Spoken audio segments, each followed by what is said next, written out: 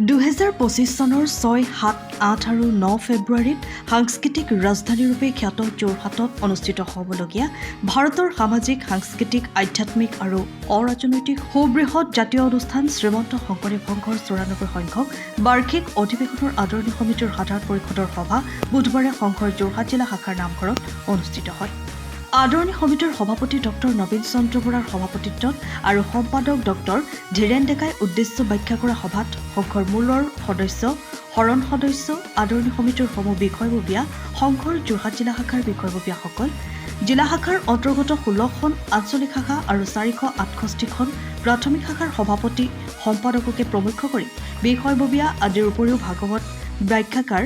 প্ৰাণজিৎ গগৈ, ৰাজহুৱা কৰ্মী গোপাল দত্ত, শ্ৰীমন্ত শংকৰদেৱ সংঘৰ অসম কণ্ঠৰ প্ৰতিনিধি সাংবাদিক প্ৰসেনজিৎ ৰাজখোৱা, আটাছাৰ সভাপতি ধীৰাজ গোৱালা, বীৰ লাচিত সেনাৰ যোৰহাট জিলা সমিতিৰ সভাপতি আদিত্য পানীফুকনৰ উপৰিও বিভিন্ন অনুষ্ঠান প্ৰতিষ্ঠান, দল সংগঠনৰ প্ৰতিনিধি আৰু যোৰহাট জিলাৰ বিভিন্ন প্ৰান্তৰ 5 শতাধিক বিশিষ্ট ব্যক্তিয়ে অংশগ্ৰহণ কৰে। সংঘৰ যোৰহাট জিলা শাখাৰ সভাপতি খগেন ফুকন, অৱসৰপ্ৰাপ্ত অধ্যাপক যোগানন্দ বৰা, অধিবক্তা ইন্দ্ৰজিৎ কাকতি, অসম সত্ৰ মহাসভাৰ যোৰহাট জিলা সম্পাদক মনোজ বৰুৱা, চুতীয়া জাতি যুৱ সন্মিলনৰ অসমৰ সম্পাদক শ্যামলজ্যোতি বৰা, অসম জাতীয়তাবাদী যুৱ ছাত্ৰ পৰিষদৰ যোৰহাট জিলা সমিতিৰ সভাপতি বাবু দত্ত,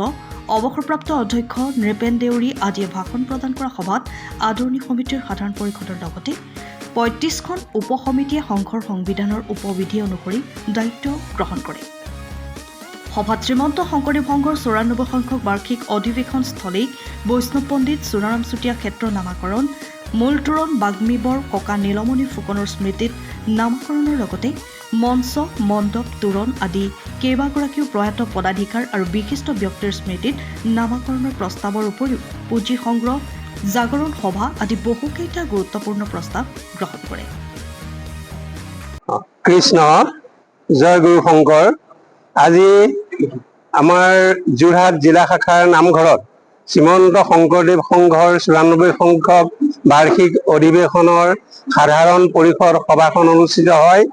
আৰু এই সাধাৰণ পৰিষদ সভাত আমি কেইবাটাও প্ৰস্তাৱ গ্ৰহণ কৰিছোঁ। ভৱিষ্যতে আমাৰ যি অধিৱেশন 6, 7, 8, 9 ফেব্ৰুৱাৰী 2025 চনত অনুষ্ঠিত হ'ব, সেই অধিৱেশনৰ কাৰণে আমাৰ ভকতসকল অতি আগ্ৰহেৰে সৈতে আগবাঢ়ি আহিছে আৰু আমি এটা সুন্দৰ পৰিকল্পনাৰ সৈতে যোৰহাট জিলাত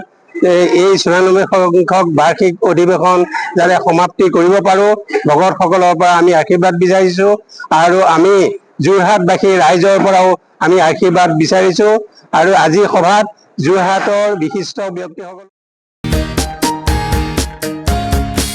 যোৰহাটৰ পৰা Prasenjit Rajkhowa report, time of Assam.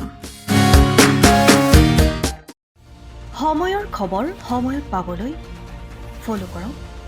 Time of Assam.